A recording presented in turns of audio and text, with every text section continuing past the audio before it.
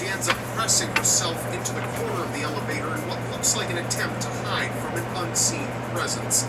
The elevator doors still malfunctioned and refused to close, so she stepped out from the elevator in a series of odd movements.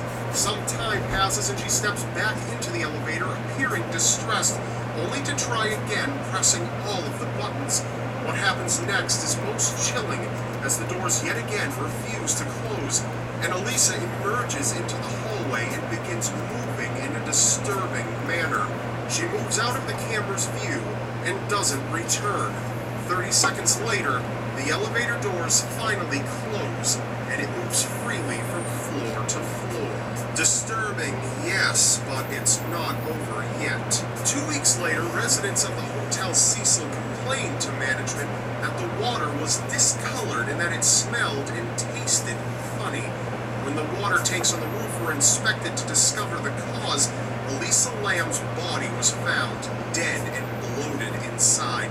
It was determined that she had ended up inside the tank only moments after she stepped out of the elevator.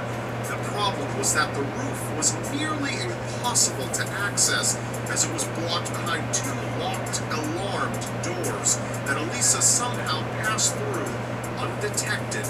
Even if she had done it herself, climbing the water tanks, opening one, and then closing it behind her would have been even more difficult. Despite this, investigators ruled her death accidental. Chilling, disturbing, and still not over yet. A movie named Dark Water depicts a mother and daughter who move into a slummy apartment where the water begins to run black. The daughter's name is Cecilia, close to Hotel Cecil, and the water's dark color is the result of a dead body up in the roof's water tank. At the end of the movie, the elevator even malfunctions. The movie was released 8 years before Elisa Lam's death. An eerie parallel indeed, however, still not over. An outbreak of tuberculosis erupted in the same location as where Elisa's body was found within the same time frame. The testing kit used for tuberculosis is known as the Lam-Elisa test. Elisa's first and last name switched, spelled exactly the same. Elisa's autopsy revealed that drugs played no role in her death, and though she did have bipolar disorder, her strange behavior and the details surrounding her death have yet to be explained. You see, death itself is nothing to be afraid of, but the manner in which death occurs, well, that's a different story altogether. If you would like to know some more chilling things about death, please see All Time 10's video regarding it. You can do so by clicking here. If you would like to discover what possibly might happen to you after death, please check out All Time Conspiracies video by clicking here. This episode was a collaborative effort with these 2 channels, so I would very much appreciate if you would continue your quest for creepy by checking them out. That's all for now. Remember, you may not believe it, but anything is possible in a world so seriously strange. I'm Rob Dyke, and I'll see you next Wednesday, so don't forget to subscribe, because you won't want to miss it.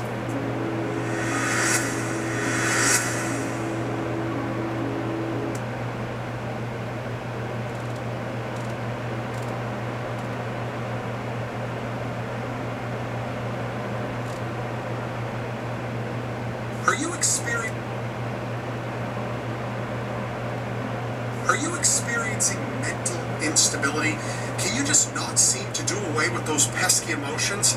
Well, these 2 items are just the thing for you. I mean, sure, they aren't medical tools. I mean, I just kind of picked them up at the local hardware store. But why spend all that extra money when an ice pick and a hammer will do just fine?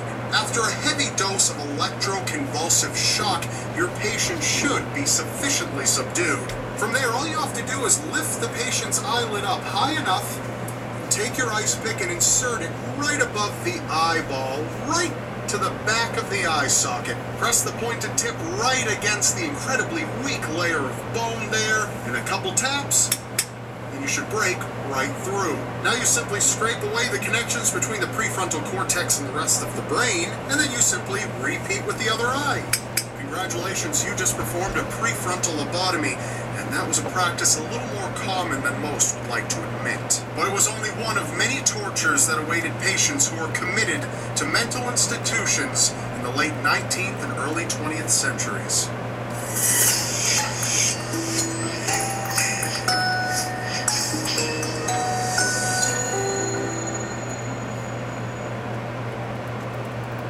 Trans-Allegheny Hospital was one of the hospitals that was notoriously known for conducting these ice-pick lobotomies. See, the benefit behind a lobotomy is that it took usually under 10 minutes to perform, and as surgeons weren't always available, just about any of the non-surgical staff could be trained to perform them. Walter Freeman, a pioneer lobotomist, found the procedure so cavalier that he often performed them as outpatient care right in his office. Unfortunately, much of the time the procedures weren't only ineffective, but often caused the patient to grow exponentially more troubled. Trans-Allegheny Hospital redefined the meaning of the word care. They would see to it that patients that couldn't be adequately controlled were locked away in cages. Mental institutions, once known more crudely as insane asylums, have left a black mark on the study of mental disorders. But absurd procedures like ice-pick lobotomies and being locked in cages weren't all that were to be feared. Simply the living conditions of these hospitals were sickening. Trans-Allegheny Hospital, for instance, was built to hold 250 patients, and in the 1950s and 60s, it housed over 2,800 patients. Some hospitals report only having 3 custodians to clean up after over 300 incontinent patients. Human waste was smeared everywhere. Patients were forced to sleep in their own excrement. Byberry Mental Hospital was another such example of this. Charles Lord was a conscientious objector of World War II. Being a pacifist, he refused to fight in the war. However, Charles came to provide service in alternative ways and was assigned to Byberry Mental Hospital. Having been appalled at the conditions of the hospital, he snuck in a small camera that he used to quickly snap pictures when no one was looking. Those pictures would reveal the horrific environment that the patients were forced to live in. Patients were packed together, living in their own filth, and often kept naked. These images were published by Life magazine in May of 1946, and Byberry Hospital was exposed, but of course with little to no result. Byberry Hospital was large. It was built to hold 2,500 patients, but even the following year, still after they were exposed, they held 6,100 patients. It would take another 40 years until Byberry would be shut down. This kind of thing disgusted people back in those days, as it disgusts people now. How mentally ill people were treated. How could they be treated in such a way? That's a good question. Why were they treated in such a way? We know that overcrowding was a huge issue. That, combined with a low budget, didn't ensure that the hospital could hire the proper amount of staff. Not that they could fit in the hospital anyway. Some of the staff weren't at all qualified for the job that they were holding, but you took the help where you could get it. Blackwell Island Asylum in New York, for instance, was said to even have employed prisoners from a nearby penitentiary to look over patients. So it's understandable that decent living conditions just simply aren't possible. So why did the staff abuse the patients? Why are there so many common stories among so many different insane asylums where there are heavy levels of abuse, where people die at the hands of the staff? Why did that occur? What would make someone who's entrusted to take care of the well-being of a mentally ill patient, what would make them abuse that patient? One experiment in particular expanded on this idea. In 1971, Philip Zimbardo, a psychology professor at Stanford University, conducted the Stanford Prison Experiment. He rounded up 24 willing participants, that patient. One experiment in particular